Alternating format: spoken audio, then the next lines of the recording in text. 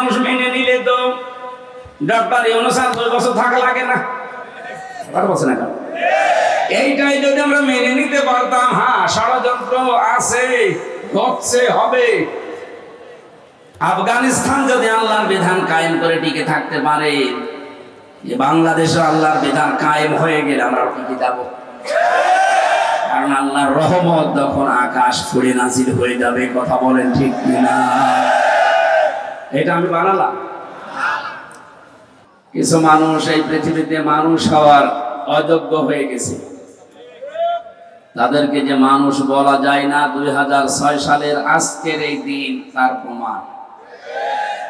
আপনারা জসিম ভাইয়ের নাম শুনছিলেন, পিটিয়ে হত্যা করার পরে তার লাশের উপরে কিছু মানুষ ড্যান্স দিয়েছিল। এরা যে মানুষ না, এটা পৃথিবীতে প্রমাণিত। এই জন্য পৃথিবী তাদেরকে নিষিদ্ধ ঘোষণা অলরেডি করে দিয়েছে।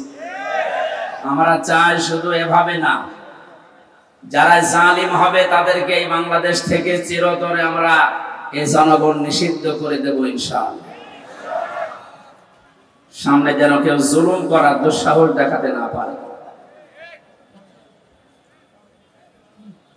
আমি সিরাজগঞ্জ থেকে তার পরের বছর 7 সালে এই গোল চত্বর থেকে উঠেছিলাম সিরাজগঞ্জ রোড, কুষ্টিয়ায় যাচ্ছিলাম। বাসে বসে আছি ড্রাইভারের পেছনে, একটা কুকুর মরে পড়েছিল রাস্তার মাঝে, এই কাটাখালী এই টোল প্লাজা পাওয়ার আগে।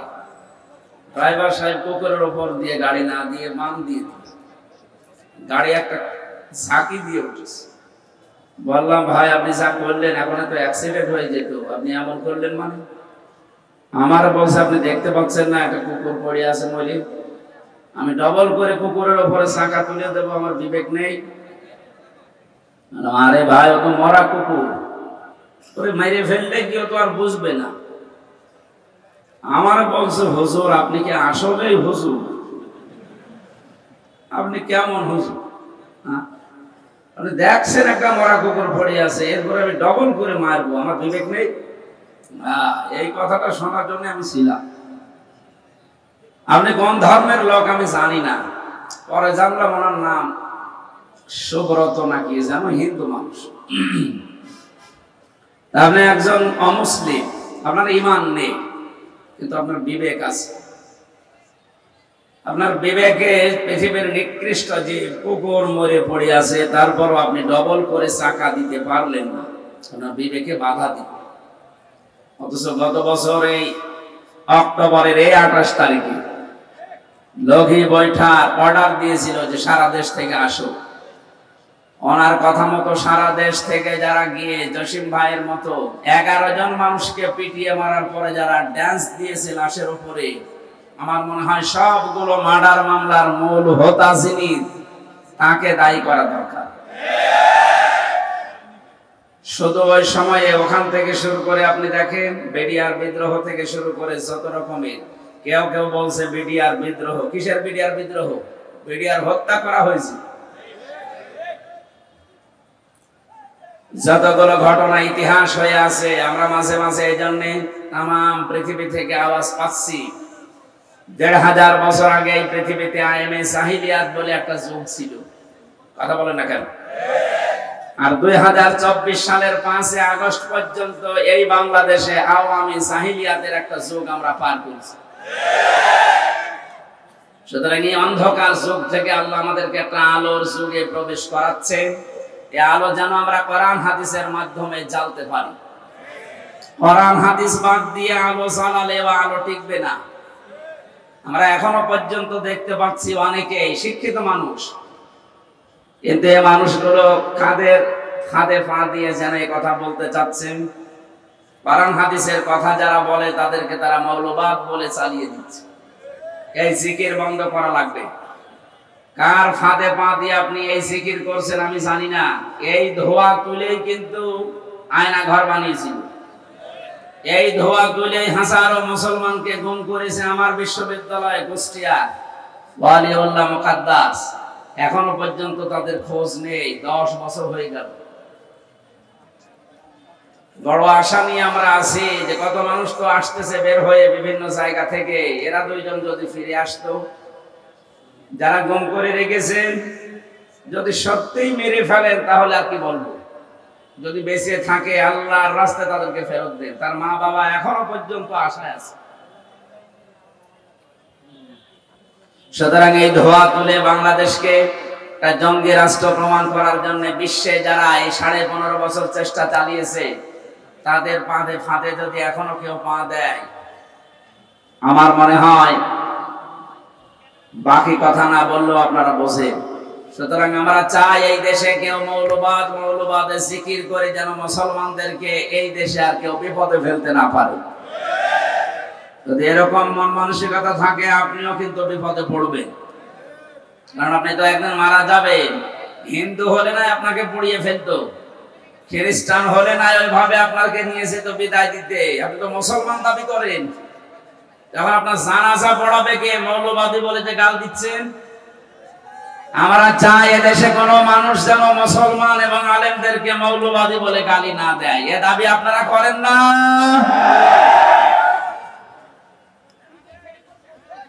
এই জন্য 2006 সালের অক্টোবরের 28 তারিখে যারা নৃশংসতার শিকার হয়ে জীবন দিয়ে গেল, আওয়ামী জাহেলিয়াত ছিল 1000 বছর আগে। 6 সাল থেকে শুরু করে 24 সাল পর্যন্ত আওয়ামী জাহেলিয়াত আমরা পার করেছি। এটা যে একটা অন্ধকারের যুগ, এতে কোনো সন্দেহ আছে আমাদের? কোনো সন্দেহ নেই। একটা অন্ধকারের যুগ পার করলাম, সব ছিল অন্ধকারের ভেতরে। আল্লাহ আমাদেরকে অন্তত একটা আলোর মুখ দেখানোর চেষ্টা করে দিয়েছেন, বাস্তবতা দিয়েছেন সামনে, আমরা যেন এটা ধরে রাখতে পারি। এই জন্য কোরআনে কারিমের আলোচনাগুলো বেশি বেশি হওয়া দরকার, কারণ কোরআন হচ্ছে আলো। কোরআন কি? আল্লাহ বলেন হাদা বায়ানুল লিন্নাস, এটা মানুষের জন্য বক্তব্য, হুদান এটা পথ নির্দেশিকা, ওয়া মাউইযাতুন এটা উপদেশ, লিল মুত্তাকিন যে মানুষগুলো মুত্তাকি দাবি করে তাদের জন্য। আমরা যেহেতু আল্লাহর বান্দা মুসলিম, এদেশে 96% আমরা বাস করি, সেই হিসাবে কম বেশি আমরা সবাই মুত্তাকি। কিন্তু স্তর আছে, কেউ উপরে থাকবে, কেউ মাঝে থাকবে, কেউ নিচে থাকবে। জান্নাতের স্তর যেমন 8টা, মুত্তাকিদের স্তর ওইরকম 8টা। যে যে ধরনের মুত্তাকি হবে আল্লাহ তাকে ওই স্তরে জান্নাতে রাখবে। আমরা যারা জান্নাতুল ফেরদাউসে যাবার মতো মুত্তাকি হতে পারি, বলেন আমিন। এই ছেলে যাই বলেন কথা বলবেন না ভাই, এমনি কন্ডিশন আমার ভালো না। যা বলছি জোর করে বলছি, কথা বলবেন না। দাঁড়িয়ে থাকেন, বসে থাকেন, অসুবিধা নেই, কথা বলবেন না। দরবারে ইলাহিতে শুকরিয়া আদায় করেন তো আলহামদুলিল্লাহ। দরুদ আর সালাম পড়ছে আমাদের নবী মুহাম্মদ রাসূলুল্লাহ সাল্লাল্লাহু আলাইহি ওয়াসাল্লামের প্রতি। কথা বলতে গেলে কিছু মানুষের মনের ভেতরে খটকা লাগে, না জানি আবার বিরুদ্ধে চলে যায় কিনা। আরে ভাই, আমি কোরআন দিয়ে কথা বলি। কোরআনের কথা শুনলে ভয়ে থাকবে, আতঙ্কে থাকবে তো তারা যারা মুনাফিক। আপনি কি মুনাফিক? ওই জামানায় এই সিস্টেম ছিল, যখনই কোনো আয়াত নাযিল হতো মুনাফিক যারা নামধারী মুসলমান ওপরে ওপরে ঘোষণা দিত কালেমার, ভেতরে ভেতরে তারা ছিল কপটতাকারী, তারা ছিল সংকীর্ণ মনের, কালো রোগ বিশিষ্ট অন্তর নিয়ে তারা বাস করত। নবীকে দেখাতো আসি, পেছনে যে আবু জেহেলের সাথে লাইন করত। এইরকম মানুষ যারা, তারা নাই ভয় পেতে পারে, তারা আতঙ্কে ছিল। 1500 বছর পরে এখনো বাংলাদেশে মুনাফিক আছে যে আপনার আতঙ্ক লাগে, না জানি আবার আমার বিরুদ্ধে চলে যায় কিনা। কয় আমরা যারা বসে আছি, কয় আমাদের তো কোনো টেনশন নেই। আল্লাহ কি শুধু আমাদের, না আপনারও জন্য আল্লাহ বলেন? সুতরাং আমি যা বলছি যদি মিলাতে পারেন যে না এটা বানানো কথা, তাহলে আমি বলবো না। কিন্তু যদি আপনি দেখেন যে না এটা তো কোরআনের সাথে মিলছে, কোরআন সংশোধন করবেন, না নিজে সংশোধন হবেন। আশা করছি আপনি মনে প্রাণে এটা বিশ্বাস করেছেন। আমরা এবার কোরআনের একটা পয়েন্ট দিয়ে তেলাওয়াতকৃত আয়াতে যাব। কথা বলাই সেখানেই শুরু করে, দেখে একটা প্রথম কথা আমার সামনে আসে, নেতা। এই শব্দটা আসলেই অনেকেই মনে করছে এই দুনিয়ার বিষয়, আবার তাফসীর মাহফিলে তুলে নিয়ে আসা কি দরকার? আরে ভাই, এটা দুনিয়ার বিষয় না, এটা আখিরাতের বিষয়। সূরা আশ-শুআরা 19 নাম্বার পারার 12 নাম্বার পৃষ্ঠার 5 নাম্বার লাইনের 151 52 নাম্বার আয়াত। একটু মিলান দেখেন মিলবে। ওয়ালা তুতিউ আমরাল মুসরিফিন আল্লাযীনা ইয়াফসিদুনা ফিল আরদি ওয়ালা ইউসলিহুন। এই বাংলাদেশে আমি যতগুলো তাফসীর পড়েছি দেখেছি, অধিকাংশ মুফাসসিরিনের ব্যাপারে এইভাবে লিখেছেন। আল্লাহ বলেন পৃথিবীর মানুষেরা সবাইকে উদ্দেশ্য করে বলছি, ওয়ালা তুতিউ, বহু বচন এটা, আমরাল মুসরিফিন, যারা দুনিয়ায় ইসরাফ করে, অপচয় করে, অপব্যয় করে, এই মানুষগুলোর অনুসরণ করবা না, এদের পেছনে থাকা যাবে না। আল্লাহ এতটুকু যদি শেষ করে দিতেন তাহলে আমি আয়াতটা এ পর্যন্ত বলে ইসরাফের ব্যাখ্যা বিশ্লেষণ করে আমি এখান থেকে চলে যেতাম। পরের শব্দে আল্লাহ পাক ঘোষণা দিচ্ছেন, আল্লাযীনা ইউফসিদুনা ফিল আরদি।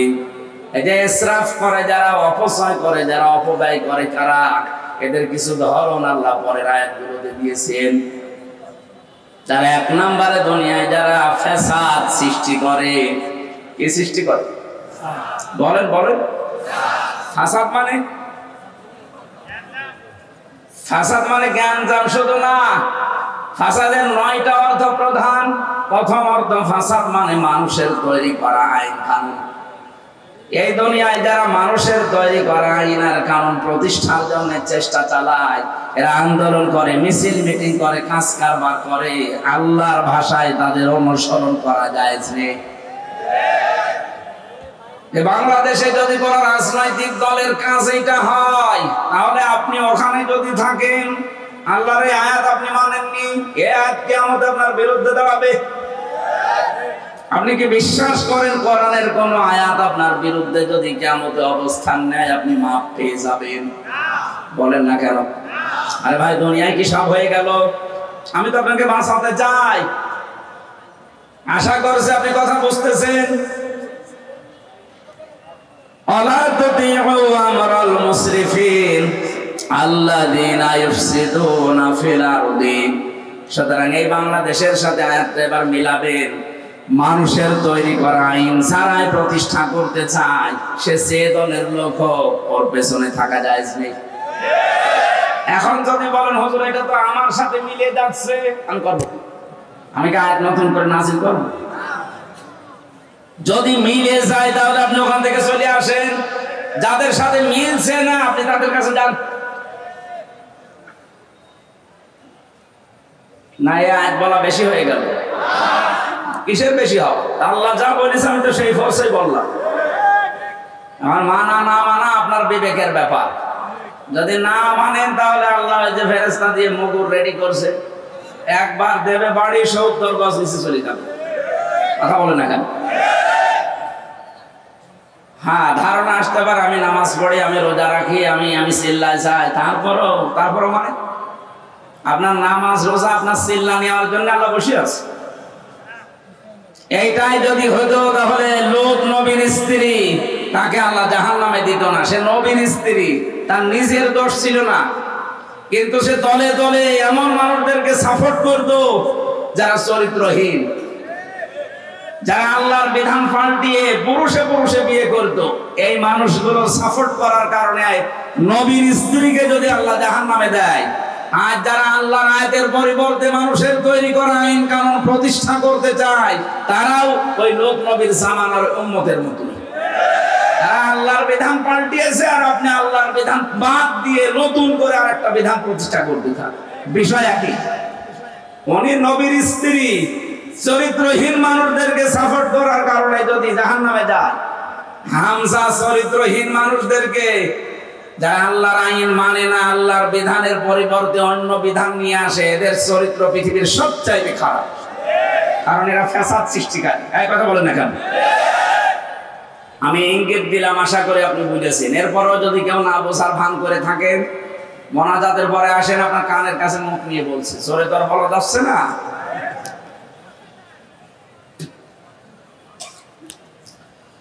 নাটোরবাসী আমি কথা বলছি খুব অল্প সময়, খেয়াল করে মেলাবেন। আজকে থেকে এই ময়দানে এসেছি শুধু লোক দেখানোর জন্য। মানুষ আমার চেহারা দেখবে, আমি তার চেহারা দেখবো না। আমি সিদ্ধান্ত নিয়ে যাব, দুনিয়ায় যারা মানুষের তৈরি করা আইন প্রতিষ্ঠা করে আন্দোলন করে, আমি আজকে থেকে আর ওই রকম মানুষের পেছনে নেই। আরে এইটা বাংলাদেশের মানুষ মেনে নিলে তো ডক্টর ইউনূস 2 বছর থাকা লাগে না, 12 বছর না। এইটাই যদি আমরা মেনে নিতে পারতাম, হ্যাঁ ষড়যন্ত্র আছে, হচ্ছে, হবে। আফগানিস্তান যদি আল্লাহর বিধান কায়েম করে টিকে থাকতে পারে, বাংলাদেশে আল্লাহর বিধান কায়েম হয়ে গেলে আমরা টিকে যাব। কারণ আল্লাহর রহমত তখন আকাশ ফুঁড়ে নাজিল হয়ে যাবে। কথা বলেন ঠিক কিনা? এটা আমি বানালাম। কোরআনে কারীম জানাচ্ছে, ওয়ালাউ আন্না আহলাল কুরা আমানু ওয়াত্তাকাউ লাফাতাহনা আলাইহিম বারাকাতিম মিনাস সামাই ওয়াল আরদ। সূরা আরাফের 96 নম্বর আয়াতের প্রথম অংশে আছে, আল্লাহ পাক বলেন, জনপদের লোকেরা যদি আমি আল্লাহর উপর ঈমান আনে আর ওই দাবি অনুযায়ী যদি ভয় করে চলার নীতি অবলম্বন করে, আকাশ আর জমিনে যত বরকতের দরজা আছে আমি আল্লাহ সব খুলে দেব। লাফাতাহনা লামে তাকিদ, সুপারলেটিভ ডিগ্রি এটা। আল্লাহ নিজে গ্যারান্টি দিচ্ছে যে আমি খুলে দেব। 1 বিঘা জমিতে যদি 20 মণ ধান হয়, যে জনপদের লোকেরা আল্লাহর প্রতি সঠিকভাবে ঈমান আনার পরে তাকে মেনে চলার সিদ্ধান্ত নেবে আল্লাহর আইনগুলো, আল্লাহ গ্যারান্টি দিলেন ওই এলাকার জন্য, জনপদের জন্য যত বরকতের দরজা জমিন আর আকাশে আছে সব খুলে দেব। আল্লাহর গ্যারান্টি আমাদের এখনো বিশ্বাস হচ্ছে না। কথা বলেন না কেন? যদি এটা আমরা বিশ্বাস করতাম, এদেশে বহু মানুষ কিন্তু এটা বিশ্বাস করানোর জন্য জান প্রাণ দিয়ে তারা খাটতেছে। আপনি তাদের কষ্টের মূল্য দিতে চান না। ও ভাই, আমি নাম ধরেই বলছি, আমিরে জামাত ডাক্তার শফিকুর রহমান, উনি সেই পর্যায়ে আছে।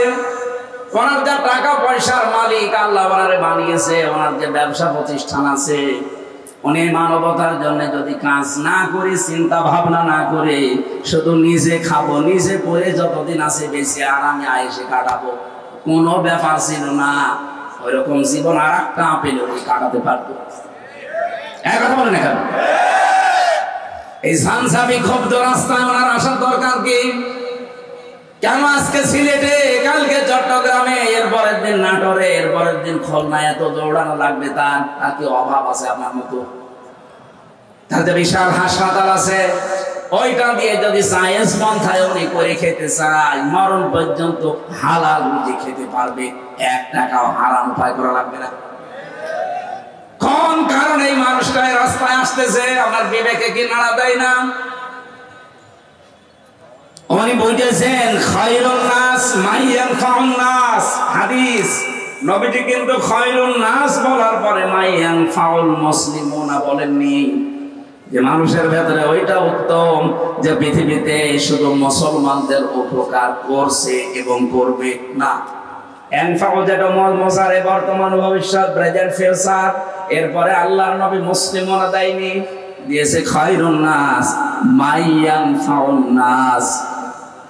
পৃথিবীতে শ্রেষ্ঠ মানুষ আল্লাহর দরবারে ওইটা যে বেশি বেশি নামাজ পড়ে না, যে বেশি বেশি রোজা রাখে না, যে বেশি জিকির করে। কখনো নবী যে কথা বলেননি, বিশ্ব নবী জানিয়েছেন ওই লোকটাই আল্লাহর কাছে সবচাইতে দামি, যার দ্বারা মানুষের উপকার হয়, কল্যাণ হয়। আর পৃথিবীতে মানুষের কল্যাণের জন্য সব চাইতে বড় মাধ্যম আল্লাহর বিধান। এটা যতদিন পর্যন্ত না আসবে ততদিন মানুষের আসল যে কল্যাণ এটা সাধন করা সম্ভব না। আর আংশিক আমাদের কাছে আছে, এই জন্য আমরা আংশিক কল্যাণ পাই। যতদিন পর্যন্ত এটা প্রতিষ্ঠিত না হবে, বাস্তব যে কল্যাণ, আকাশের দরজা, জমিনের বরকতের দরজা খুলে যাবে, এটা আপনি দেখতে পাবেন না। সুতরাং এইটা প্রতিষ্ঠার মাধ্যমে আল্লাহর এই দরজাগুলো আমরা খুলতে চাই। কথা বলেন ঠিক কিনা? এই আয়াতের ভেতরে আমরা কয়েকটা জিনিস পেয়েছি। এক নম্বরে যারা ইসরাফ করবে দুনিয়ায়, অপচয় করবে, অপব্যয় করবে, তাদের ব্যক্তিগত জীবনে, পারিবারিক জীবনে, সামাজিক জীবনে, রাজনৈতিক জীবনে, অর্থনৈতিক জীবনে, আন্তর্জাতিক জীবনে, রাষ্ট্রীয় জীবনে, সব জায়গায় যারা শুধু অপচয় করে। জামা একটা হলে হয় প্রতিদিন নতুন নতুন একটা করে শার্ট পরে, এরকম মানুষের দেশে আছে এবং ছিল। কথা বলে না কেন? এটা অপচয় না? দুনিয়াতে যাকেই দেখবেন না অপচয়কারী, অপব্যয়কারী, তার পেছনে থাকবেন না, কারণ সে একটা নিজেই শয়তান। নামাজ পড়েননি আপনি, শয়তানি কথা আমি কোরআনে পাইনি, বলেন তো কোনো আলেম পেয়েছে কিনা? রোজা রাখে না, সে শয়তানি কথা আল্লাহ পাক বলেননি। হজ করেননি আপনি, শয়তানি কথা আমি পাইনি। কিন্তু যারা অপচয় করে, অপব্যয় করে, এই মানুষগুলোকে আল্লাহ বলেন এরা শয়তানের ভাই। ইন্নাল মুবাদ্দিরিনা কানু ইখওয়ানাশ শায়াতিন ওয়া কানাশ শাইতানু লিরাব্বিহি কাফুরা। সূরা বানী ইসরাঈলের ভেতরে আছে যারা অপচয় করে, অপব্যয় করে, এই মানুষগুলো শয়তানের ভাই। আমি এরকম কড়া কথা কোরআনে কোনো জায়গায় পাইনি। নামাজ পড়েননি, শয়তানের ভাই না, নেই। কিন্তু অপচয় করলে সে শয়তানের ভাই হয়ে যায়। ঘোষণাকার এই 15.5 বছর আমরা এটা অনেককে দেখতেছি। এই 15.5 বছরের ভেতরে যত অপচয় হয়েছে, অপব্যয় হয়েছে, এগুলো যদি অপচয়, অপব্যয় না করে শুধুমাত্র জনগণের জন্য, রাষ্ট্রের কাজের জন্য ব্যবহার করতেন, আল্লাহর কসমে এই দেশটা কিন্তু দাঁড়িয়ে যেত। আমরা তো এইটাই চাচ্ছি, অপচয়, অপব্যয় বন্ধ করেন, সত্য এবং ন্যায়কে দেশে প্রতিষ্ঠা করে দেন। যা আছে এইটা নিয়ে আল্লাহ দেশ দাঁড় করিয়ে দেবে। নবীজিকে আল্লাহ বলেছিলেন, হে নবী, আপনি এখান থেকে চলে যাচ্ছেন, কিন্তু এই দোয়াটা করেন আমার কাছে, রব্বি আদখিলনি মুদখালা সিদকি ওয়া আখরিজনি মুখরাজা সিদকি ওয়া জাআলনি মিন লাদুনকা সুলতানান নাসীরা। এই শেষের যে কথাটা, আল্লাহ তুমি আমাকে এমন একটা রাষ্ট্র ক্ষমতা দান করো যেখানে তোমার সাহায্য থাকে। আমার তো মনে হচ্ছে দেশে একামতে দিনের দায়িত্ব যারা পালন করে, তাদের একটা মানুষকে মুখ দিয়ে যদি বলাতে পারেন, তারা যদি বলে আমরা জামাতে ইসলামের প্রতিষ্ঠা চাই, আমি আজকে থেকে তওবা করে ফিরাইব। আপনি যাকেই জিজ্ঞাসা করে, সে জীবনেও বলবে না আমরা জামাতে ইসলামের প্রতিষ্ঠায় দেশে চাই। তারা বলতে বাধ্য হবে আমরা আল্লাহর কোরআনের প্রতিষ্ঠা চাই। এইটাই তো আসল বিষয়। এই কথা বোঝার চেষ্টা করো। আল্লাহর কোরআনে কারীম যদি দেশে প্রতিষ্ঠিত সত্যি হয়ে যায়, আমি আপনাকে গ্যারান্টি শুধু না, অনেকেই দিচ্ছে, এ দেশে সাদাবাজি থাকবে না। আজ আমরা অনেকে আতঙ্কে আছি, বাইরে গেলে অনেককে মেরে ফেলছে মানুষ বিভিন্ন কায়দায়। এই গ্যারান্টি কোরআনে কারীম দিয়েছে 1500 বছর আগে। ফামান তাবিআ হুদায়া ফালা খাউফুন আলাইহিম ওয়ালা হুম ইয়াহজানুন। আমার পাঠানো হেদায়েত যদি কেউ অনুসরণ করে চলতে পারো, আমি আল্লাহ গ্যারান্টি দিচ্ছি কোনো ভয় থাকবে না, কোনো চিন্তা থাকবে না। স্বাধীন হয়েছে ঠিক, কিন্তু এখনো ভয় আছে না নেই? এখনো অনেক আওয়ামী জাহিলিয়াত যারা, এ মানুষগুলোর কারণে এখনো ভয়ে ভয়ে আছি। এই ভয়টা থাকবে না যদি এটা কায়েম হয়ে যায়। এই জন্য আমরা গ্যারান্টি দিতে পারি, এটা কায়েম করে দেন। আল্লাহর ঘোষণা মিথ্যা হবে না। তখন আপনি ঘরের ভেতরে যেভাবে নিরাপদে আছেন, রাস্তাঘাটে ওভাবে নিরাপদে থাকবেন। আমরা এটা চাই না, বলেন বলেন। আজ বিভিন্ন দ্রব্য মূল্যের ঊর্ধ্বগতি বাড়তেছে, এইটাও বন্ধ হওয়া সম্ভব। ফালিয়াবুদু রাব্ব হাদাল বাইত আল্লাযী আত'আমাহুম মিন জু' ওয়া আমানাহুম মিন খাউফ। আল্লাহ বলেন, ঘরের মালিকের ইবাদত করো, এ ঘরের মালিকের ইবাদতের তাফসিরে পড়েছি, আল্লাহর আইনগুলো একটু মেনে চলার চেষ্টা করো ব্যক্তি, পরিবার, সমাজ, রাষ্ট্রে। দেখবা দুনিয়াতে খাবারের অভাব হবে না, কোনো ভয়ও থাকবে না, খাবারের অভাব হবে না। আমাদের জাতির পিতা হযরত ইব্রাহিম আলাইহিস সালাম, এই তথ্যটা জানা দরকার অনেকের। হযরত ইব্রাহিম নবী আলাইহিস সালাম যেদিন বিবি হাজেরা এবং ইসমাইলকে রেখে আসেন এই মরুভূমির ময়দানে, সেদিন তিনি দোয়া করেছিলেন, মাবুদ তুমি আমার এই বংশধর যাদেরকে রেখে গেলাম, তিনি তো কথা মুখ দিয়ে উচ্চারণ করতে পারছিলেন না। খাদিজা হাজেরা রাদিয়াল্লাহু তাআলা আনহা যখন জিজ্ঞাসা করেছে, স্বামী এটা কি নিজের সিদ্ধান্তে রেখে যাচ্ছে না আল্লাহর সিদ্ধান্তে? ৮০ বছর পর একটা সন্তান আল্লাহ দিয়েছেন, সেই সন্তানকে পর্যন্ত তিনি মরুভূমিতে রেখে যাচ্ছেন আল্লাহর নির্দেশ মতো। ওই সময় তিনি কথার মুখ দিয়ে বের হয়নি, আকাশের দিকে আঙ্গুল দিয়ে বলেছিলেন, হ্যাঁ আল্লাহর অর্ডারে। তিনি ওই দিন দোয়া করেছিলেন, তার দোয়াটা ওই জামানায় কেউ শোনেনি, কিন্তু আল্লাহ পাক কোট করে রেখেছেন কোরআনে। আল্লাহ রাব্বুল আলামিন সূরা ইব্রাহিমের ভেতরে সেই আয়াতের শেষের অংশটা নাযিল করে জানিয়েছেন, তোমাদের জাতির পিতা ইব্রাহিম দোয়া করেছিলেন, রব্বুল আলামিন আমার এই বংশধরদের জন্য তুমি গোশত এবং দুধ এই দুইটার ভেতরে বরকত দিয়ে দিও। এই জন্য আরব জাহানের ভেতরে শুধু মক্কায় আপনি অন্য কোনো ফসল পাবেন না। দেখবেন এখানে গোশত আর দুধের কোনো অভাব নেই। উট বলেন, বকরি বলেন, দুম্বা বলেন, এগুলো দিয়ে গোশত আর দুধ, আমাদের এটা জাতির পিতার দোয়ার ফসল, কিয়ামত পর্যন্ত এই বরকত থাকবে। এমন একটা জাতির পিতা আমরা পেয়েছিলাম, দোয়ার ফসল চলছে এখন, কিয়ামত পর্যন্ত দোয়া চলতে থাকবে। আর আমরা যারা জাতির পিতা দাবি করি, কি দোয়া করেছে? আমি নিচে নামলাম না। আমার ভাইরা, আমি যেটা বোঝাতে যাচ্ছিলাম, যখন ইব্রাহিম নবীর নাম এসে গেছে, আর একটা পয়েন্ট বলছি, হুয়া জিতাবাকুম ওয়া মা জাআলা আলাইকুম ফিদ-দীনি মিন হারাজ। আল্লাহ বলেন, তিনি সে আল্লাহ যিনি তোমাদেরকে নির্বাচিত করেন। নাটোরবাসী সাফ করে জবাব দেবেন, নির্বাচিত করা হয় মানুষদেরকে কোন পদ্ধতিতে?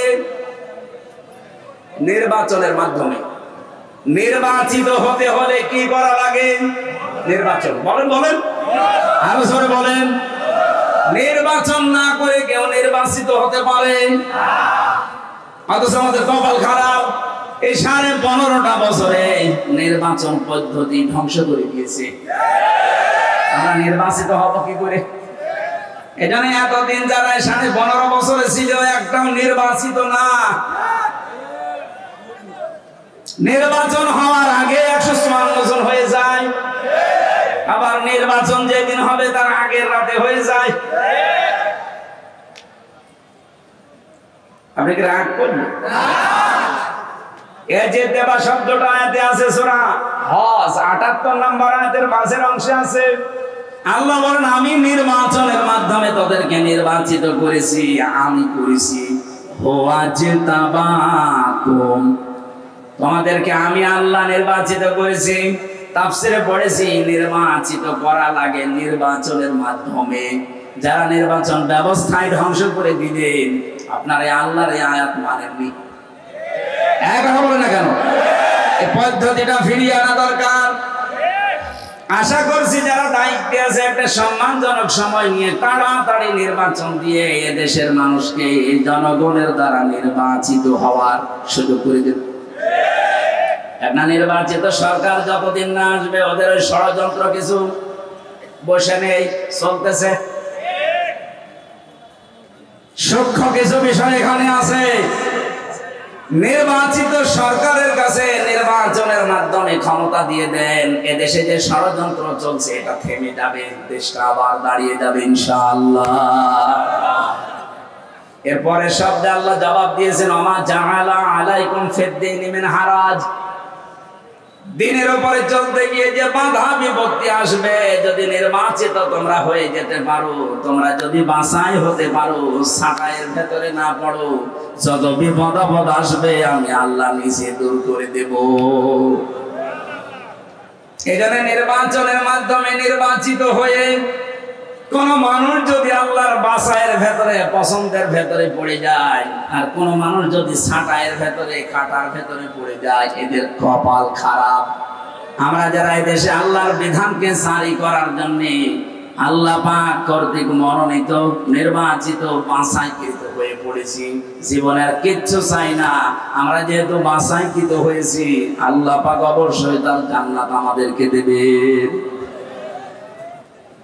وَلِيَعْلَمَ اللَّهُ الَّذِينَ آمَنُوا وَيَتَّخِذَ مِنكُمْ شُهَدَاءَ وَاللَّهُ لَا يُحِبُّ الظَّالِمِينَ। তোমাদের ভেতরে যার ঈমান এবং অ্যাক্টিভিটিস গুলো আমার কাছে পছন্দ হয়, তাকে আমি আল্লাহ সাধারণভাবে বিছানায় ফেলে মরণ দেই না, ওর মরণ হয় আমি আল্লাহর দরবারে শাহাদাতের মরণ। বলেন আল্লাহু আকবার। এখানে আমাদের জীবন আমরা যখন পড়েছি বলিনা সালাতি ওয়া নুসুকি ওয়া মাহইয়ায়া ওয়া মামাতি লিল্লাহি রাব্বিল আলামিন, এটা যেহেতু আমি মন দিয়ে, মনে প্রাণে মুখ দিয়ে উচ্চারণ করে বিশ্বাস নিয়ে পড়েছি, সুতরাং দুনিয়া একদিকে হয়ে গেলেও এই রাস্তা থেকে আমারে কেউ সরাতে পারবে না। আমার জীবনের টার্গেট এইটা। আমি নামাজ পড়ি যার জন্য, আমি বেঁচে আছি যার জন্য, মারাও যাব তার জন্য। আমার যে নুসুক, আপনি তাফসিরে দেখবেন নুন সিন কাফ, নুসুক শব্দের অর্থ তিনটা। এক নম্বরে নুসুক মানে এই যে রক্ত প্রবাহিত করা হয়, এর নাম আরবিতে নুসুক বলে, যেটা কোরবানি বলে জানি। দুই নম্বরে হজের ক্রিয়াকলাপ কার্যক্রম। তিন নম্বরে ইবাদত বন্দেগী।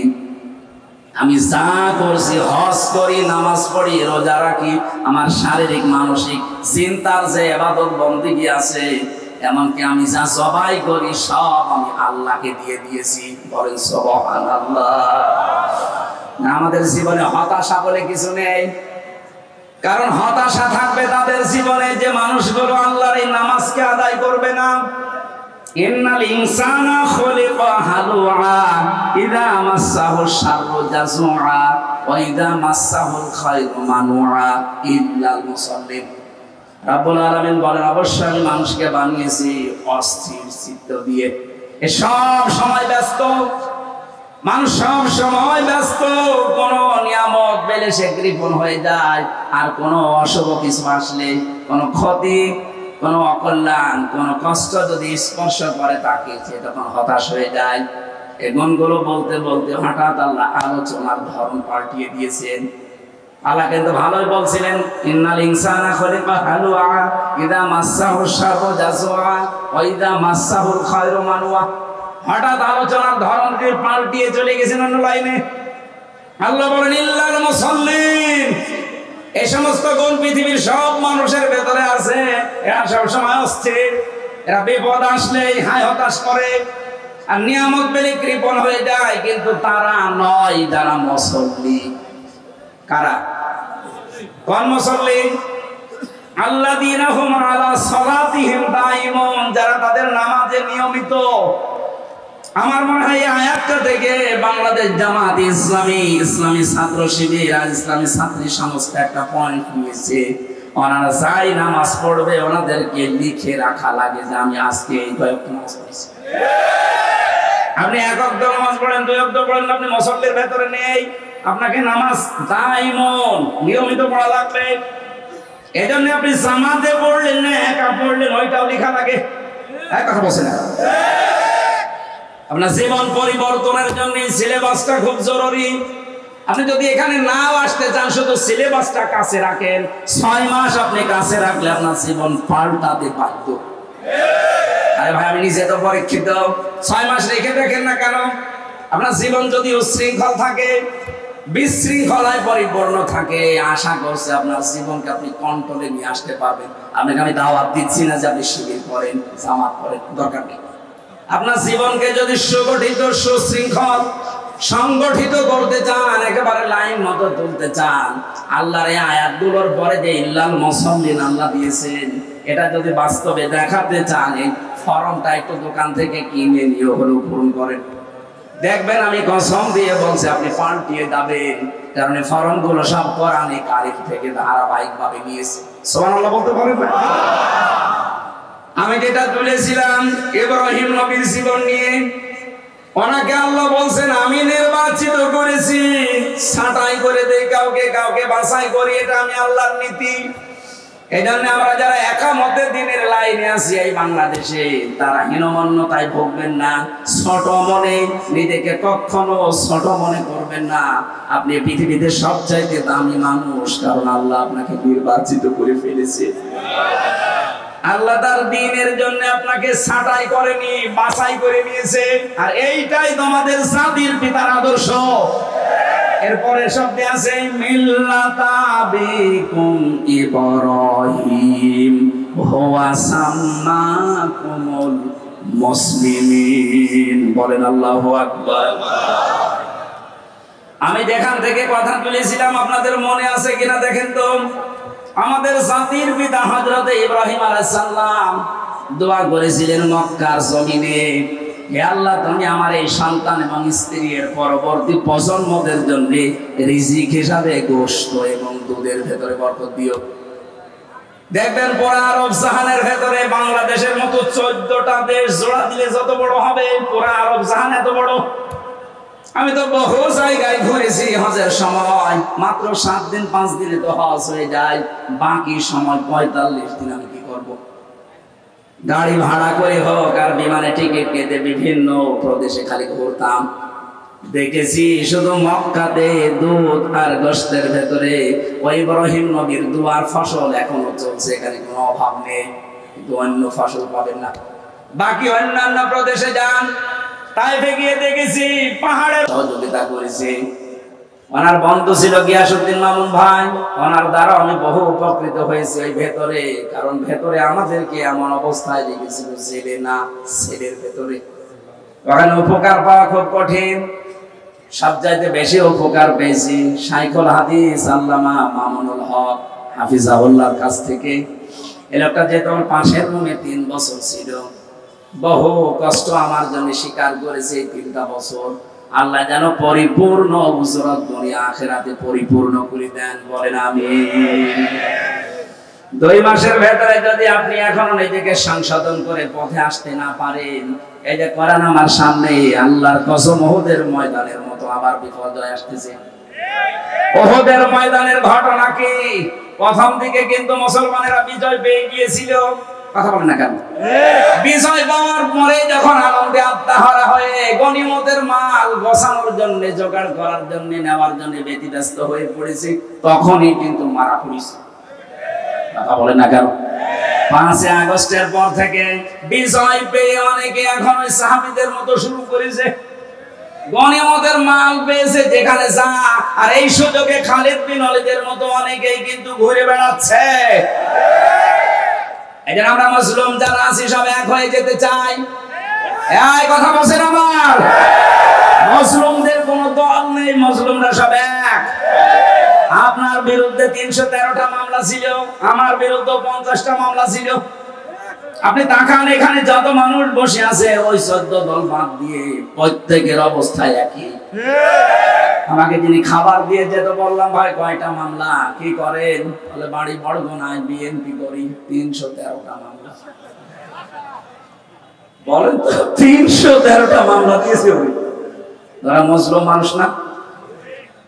আমার তো মনে হচ্ছে 1500 বছর পরে বাংলাদেশে এখন উহুদের ময়দান কায়েম হয়েছে।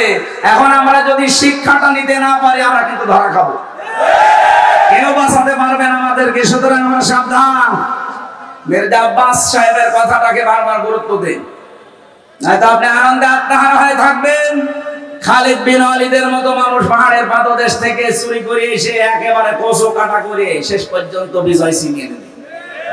আমরা অন্তত এইটার সামনে হতে দিতে চাই না, এই কথা বলেন না কেন? জালেম যারা ছিল আর ওদের দোষর, ওদের কথা বাদ দিলাম। বাকি আমরা যারা মাজলুম, সে যে দলের লোক হন, মাজলুমদের কোন দল এখন আর নেই। মাজলুমদের একটাই দল, যেহেতু এখন স্বৈরাচার নেই, আমরা সব মাজলুম আমরা দেশকে সাজাতে চাই। আর আমরা অন্য ধর্মের মানুষের তুলনায় দেশে মুসলিম বেশি, এই হিসাবে বলছি। অন্য ধর্মের লোক যদি ৯৬ ভাগ থাকতো আমি এটা বলতাম না। যেহেতু এখানে ৯৬ ভাগ আমরা আর যাই করি মুসলিম, কথা বলেন না কেন? এই পরিচয় থেকে আপনি বের হয়ে যেতে পারবেন যে না আমি ফুল হাতা, বলতে পারবেন? আমার হাফ হাতা, কথা বলছেন এখানে ফুল হাতা আছেন কোনটা? হাত তোলেন তো। নেই, আলহামদুলিল্লাহ। না আছে যে একটা বাজার বাজারে বসে আছে, এখানে কোন ফুল হাতা আছে? সব কি হাফ হাতা? কয়েকটা থাকতে পারে, ওই যে ওইটা এখনো তো দেয়নি, দু একটা আছে, ওগুলো দিয়ে দেবে। কিন্তু আমরা যারা হাফ হাতায় আছি, সত্যি কথা বলছি, আমাদের এই পরিচয় দেওয়াই লাগবে আমি মুসলিম। নামাজ রোজা হজ যাকাত হয়তো কম বেশি হয়ে যায় আমাদের, কিন্তু এর পরিচয় দেওয়া লাগবে না যে আমার নামের আগে মোহাম্মদ আছে, আমার নামের আগে সিরি আছে, কথা আমি লিখতে পারবো। কথা বলেন না কেন? সুতরাং যারা মুসলিম এই শব্দটা লেখেন যে মোহাম্মদ, আমির, হামজা, তাদের এখন সব এক হওয়া লাগবে, সব একদিকে চলে যাক। এই ১৫.৫ বছরের স্লোগান ছিল যে আমরা স্বৈরাচার বাদ দিয়ে সব এক, সেই সুযোগ আল্লাহ তৈরি করে দিয়েছে। সুতরাং আমরা সব এখন কি এক? বলেন বলেন। এক হওয়ার জন্য যে সামনে যে বিষয়গুলো রাখা লাগে তার ভেতর অন্যতম কোরআনে কারীম। আর কোরআন বলছে দুনিয়ায় যারা ইসরাফ করবে, অপচয় করবে, অপব্যয় করবে, আপনারা তাদের সাথে থাকবেন না। এখন আপনি ভাগ করে দিন। এখন হওয়ার পরে এখন দেখবেন যে আপনি চূড়ান্ত ভাবে থাকবেন তাদের সাথে। ২ নম্বরে যারা ফাসাদ সৃষ্টি করে। ফাসাদ মানে কি বললাম? অর্থাৎ ফাসাদের ৯টা অর্থের প্রথম অর্থ এটা, যারা মানুষের তৈরি কাছে। সূরা শুআরার ১৫১ ১৫২ নম্বর আয়াত। এখানে নেতৃত্ব, এটা কিন্তু শুধু দুনিয়ার বিষয় হলে আমি কোনো অনুষ্ঠানে বলতাম না। কিছু মানুষ গীবত করে, বাইরে বসে বসে হুজুর শুধু নেতৃত্বের কথা বলে। আরে ভাই, এটা তো আমার জীবনের সাথে আখিরাতের সাথে সম্পর্কিত। ২ নাম্বারটা বলছি, ২৭টা পেয়েছি আমি, সব বাদ দিলাম, এটা শেষ করে আমি তাফসিরে যাব। আপনারা আছেন তো? হ্যাঁ আছেন, আপনারা আছেন। ২য় নম্বর হচ্ছে, আমি আয়াতটা আগে দলিল বলি, এরপর আপনি দেখবেন কিচ্ছু হয়নি, আমি কিচ্ছু জানি না, শুধু কান্দে কান্দে। ইমাম মালিক বলেন কান্দা বন্ধ করো, সত্যি করে বলো আমার কান্দে কিন্তু কোরআন হাদিসের রাডার আছে। তুমি যদি সত্যি নাও বলো আমি ধরে ফেলবো। মেয়েটা ভয়ে ভয়ে তখন বলছে, হ্যাঁ আমি একটা কাজ করেছি। একে যখন ধোয়াচ্ছিলাম, হঠাৎ করে ধোয়ানোর শেষ পর্যায়ে এর রানের উপরে হাত দেওয়া অবস্থায় একটা মন্তব্য আমি এর উপরে নিক্ষেপ করেছিলাম। মনে মনে বলেছিলাম যে তোমার চেহারা তো সুন্দরী আছে, কিন্তু তোমার ভিতরের অবস্থা খারাপ, তোমার চরিত্র খুব খারাপ। এই যে দোষটা আমি তার উপরে দিয়েছি, এটা আন্দাজে না, এটা আমি একবার দেখে তারপরে দোষ দিয়েছি। আমি কিছুদিন আগে এই মহিলার জীবিত থাকা অবস্থায় দেখেছি তার সাথে বাড়িতে একটা পুরুষ মানুষ ঢুকছিল। পুরুষ মানুষটা যে কে ওই সময়, ওই দিন, ওই তারিখের উল্লেখ করে, কিন্তু আমি ওই সময় বুঝি না যে কে। আমি একটা আন্দাজে ধারণা, তার উপরে ধারণা নিক্ষেপ করেছি, চরিত্র ভালো না। এ কথাটা বলার পরে তার স্বামীর পক্ষ থেকে জিজ্ঞাসা করেছে, অমুক তারিখে অমুক দিনে কে কে বাড়িতে এসেছিল। জানা গেল ওই মেয়েটার সাথে ওই তারিখে ওই সময় যেটা এসেছিল ওই মেয়েটা নিজের আপন ভাইয়ের ছেলে। ভাইয়ের ছেলে এই মেয়েটার কি হয়? ফুফু। কি হয় বলেন বলেন? ফুফু হয়। আমরা জানি কোরআন হাদিস পড়ে একজন মহিলার সাথে 14 জন পুরুষ মানুষ দেখা করতে পারে। কয়জন? বলেন বলেন? তার ভেতরে আপন ভাইয়ের ছেলে একজন, কারণ এর সাথে এই মহিলার বিয়ে করা, বলেন না কেন? যার সাথে বিয়ে করা হারাম সে তো মাহারাম। তার সাথে ওই মেয়েকে আমি ঢুকতে দেখেছি, আমি তো বুঝি নাই, আমি মনে করছি কোন পুরুষ মানুষ নিয়ে ঢুকতেছি। এটা একটা নেককার মহিলা, সতী সাধবী মেয়ে, লোকের উপরে একটা তকমা লাগিয়ে দিলাম, একটা দোষ তার উপরে নিক্ষেপ করলাম। আমার মনে হয় আল্লাহ পাক আমার কারণে এই গুনার শাস্তি আমাকে দুনিয়ায় দেখিয়ে দিয়েছে। কারণ কোন মানুষ যদি কোন মানুষের উপরে আন্দাজে অপবাদ দেয়, সে যেন নিজেই ওই পাপের বোঝা বহন করে নিয়ে বেড়ায়। এখন পাপের বোঝা কি? এইটাই, আমার হাত আটকিয়েছে, আল্লাহ খুলতে দেয় না। ইমাম মালিক ডাক দিয়ে বলে, প্রমাণ যেহেতু হয়েছে, তুমি আন্দাজে একটা ধারণা নিক্ষেপ করলে, দোষ চাপিয়ে দিলে নিরপরাধ মানুষের উপরে, এর শাস্তি জানো। মান সালিমাল মুসলিমুনা মিন লিসানিহি ওয়া ইয়াদিহি। খেয়াল করে নবীজি বলেন, এটাই তো আসল মুসলমান, যার হাতের দ্বারা মুখের দ্বারা অন্য মুসলমান শান্তিতে থাকে, নিরাপদে থাকে। তুমি হাত দেওয়ার সঙ্গে সঙ্গে হাত আটকিয়েছে এমনি না, কারণ মুখ দিয়ে এই কথা তুমি নিক্ষেপ করেছো অন্তরের দ্বারা যে মহিলার চরিত্র ভালো না। বিনা কারণে, বিনা অপরাধে একটা নিরপরাধ মেয়ে করে পড়ে এই দোষটা চাপিয়ে দেওয়ার কারণে মহান আল্লাহ তোমাকে আটকিয়ে দিয়েছে। তোমার যেহেতু কোনো সাক্ষী নেই, কোরআনে কারীম জানিয়েছে, সতী সাধবী কোন মানুষের উপরে, মেয়ে লোকের উপরে কেউ যদি জিনার তহমত দেয়, ব্যভিচারের তহমত দেয়, তার চরিত্রের উপরে কলঙ্ক দেয়, কমপক্ষে তার 4 জন পুরুষ মানুষের সাক্ষী হাজির করা লাগবে। কয়জন? আরো জোরে বলেন। সূরা নূরের ভেতরে আছে, আল্লাহ রাব্বুল আলামিন বলেন, ওয়াল্লাযীনা ইয়ারমুনা আযওয়াজাহুম ওয়া লাম ইয়াকুম والذين يرمون المحصنات ثم لم يأتوا بأربعة شهداء فاجلدوهم 80 جلدة ولا تقبلوا لهم شهادة أبدا وأولئك هم الفاسقون। কোন মানুষ যদি এই পৃথিবীতে কোন সতী সাধবী নেককার মহিলার উপরে জিনার তহমত লাগায়, আর যদি 4 জন সাক্ষী হাজির করতেও না পারে, তাহলে তার 2টা শাস্তি। 1 নম্বরে তাকে 80টা বেত মারা লাগবে, 2 নম্বরে জীবনে কোনোদিন তার সাক্ষী আর আদালতে গ্রহণ করা হবে না। আমার তো মনে হচ্ছে আয়াতটা পড়ার পর বাংলাদেশে 53 বছর আগে যদি সংসদে আয়াতটা কার্যকর থাকতো, আল্লাহর কসম এদেশে বিনা কারণে মিথ্যা মামলায় কোনো মানুষ জেলে থাকতো না। আমার মনে হয় যারা এখন দায়িত্বে আছেন, সামনে শুনলাম সংবিধান সংশোধন হবে, এখানে যেন এই পয়েন্টটা যোগ করা হয়, যারা মিথ্যা মামলা দেবে, মিথ্যা সাক্ষী দেবে, এটা যদি আদালত প্রমাণ করতে না পারে, 2 বছর 5 বছর 10 বছর জেল হয়েও যদি বেকসুর খালাস পেয়ে যায়, আমার তো কোনো দোষ পাইনি, আমি নির্দোষ, আদালত কর্তৃক প্রমাণিত। সুতরাং বিনা দোষে বিনা কারণে নির্দোষ মানুষটাকে যারা 3 বছর জেলে রেখেছে, প্রমাণ তো করতে পারলেন না। আমার মামলার আয়ুর সাথে থেকে শুরু করে একেবারে টপ টপ রকম যারা জড়িত, তাদেরও সামনে যেন এই আইনটা সংসদে পাশ হয়। যারা প্রমাণ করতে পারবে না, যারা জড়িত, তাদেরকেও কতদিন জেল খাটানো লাগবে। তাহলে দেখেন মিথ্যা মামলা এমনি বন্ধ হয়ে যাবে। আর 2 নম্বরের বড় গুরুত্বপূর্ণ বিষয়, যারা বিনা কারণে নির্দোষ মানুষের উপরে আন্দাজে দোষ চাপিয়ে দেয়, তাদের প্রথম শাস্তি 80টা বেত। 2 নম্বরে কোনোদিন তাদের সাক্ষী আর এই দেশে গ্রহণ করা হবে না। কত বড় শাস্তি আপনি লক্ষ্য করেছেন? 1,10,000-এর মতো মানুষ এই দেশে এখনো জেলে আছে। আমার মনে হয় 70,000 মানুষ কালকেই বের হয়ে যাবে যদি একটা সংসদে কায়েম হয়। বহু নির্দোষ মানুষ জেল খাটতেছে, এমনি কিচ্ছু জানে না, মিথ্যা সাক্ষী দিয়ে তারা জেলখানায় লিখেছে। এই মামলার আয়ু থেকে শুরু করে যারা এর সাথে জড়িত, যারা পুরোপুরি কমপ্লিট করতে পারবে না, তাদের ওই শাস্তির আওতায় আনা লাগবে। তখন ছোটখাটো রাগারাগি হলে আর পুলিশ দিয়ে পাবে না। না, যদি প্রমাণ করতে না পারি তো সাথে আমার ভালো আছে। ইমাম মালিক বললেন, প্রথম শাস্তি হবে তোমার 80টা বেত, আর জীবনে তোমার সাক্ষী আর কোনোদিন মরণের আগে এই আদালতে গ্রহণ করা হবে না।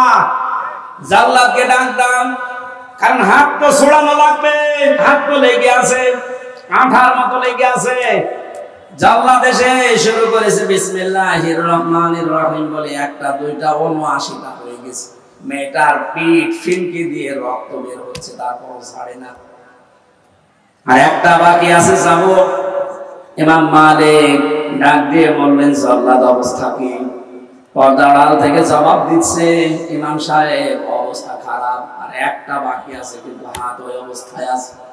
ইমাম মালিক বললেন, না, কোরআন মিথ্যা হতে পারে না, কোনদিন কোরআনে কারিমে কোন মিথ্যা কথা আমরা দিতে পারেন না। ওয়া তাম্মাত কালিমাতু রাব্বিকা সিদকাও ওয়া আদলা লা মুবাদদিলা লিকালিমাতিহি ওয়া হুয়াস সামিউল আলিম। আল্লাহ পাক বলেন, আমার এই কোরআন পরিপূর্ণ করার সত্য দিয়ে কিয়ামত পর্যন্ত কোন মিথ্যা এর ভিতরে প্রবেশ করতে পারবে না। লা ইয়াতিহিল বাতিলু মিন বাইনি ইয়াদাইহি ওয়ালা মিন খালফি তানজিলুম মিন হাকিমিন হামিদ। এর ভেতর থেকে, উপর থেকে, নিচ থেকে, ডান থেকে, বাম থেকে কোন মিথ্যা যাওয়ার সম্ভাবনা বলেন। 2 নাম্বার, এটা কিয়ামত পর্যন্ত পরিবর্তন হবে না, যা দিয়েছে ওইটাই। দুনিয়া পাল্টাবে, কিন্তু কোরআনে কারিমের কোন বিধান পাল্টানো সম্ভব না। 3 নম্বর, এটা ইনসাফ দিয়ে পরিপূর্ণ, কারো অবিচার করে না। আজ বাংলাদেশে 49 বছর 53 বছর অবিচার চলছে, একটাই কারণ, এইটা প্রতিষ্ঠিত নেই আইন ব্যবস্থায়। এরা যদি বিচারালয়ে, প্রশাসনে, সংসদে সত্যি আমরা নিয়ে যেতে পারি, নবীজির গ্যারান্টি হচ্ছে আমান হাকামা বিহি আদালা, এটা বিচার ব্যবস্থায় নিয়ে যান, ন্যায় বিচার আইন করে দেবে। এর উপর আমাদের বিশ্বাস এখনো পরিপূর্ণ আসে না। এইজন্য একে বাদ দিয়ে আমরা তৈরি করা আইন বিশ্বাস করে ওখানে নিয়ে যাই। মানুষের তৈরি করা আইনগুলো ওখানে যাবার পরে দেখা যায় ন্যায় বিচারের তুলনায় আরো দিন দিন অবিচার বেড়ে যাচ্ছে।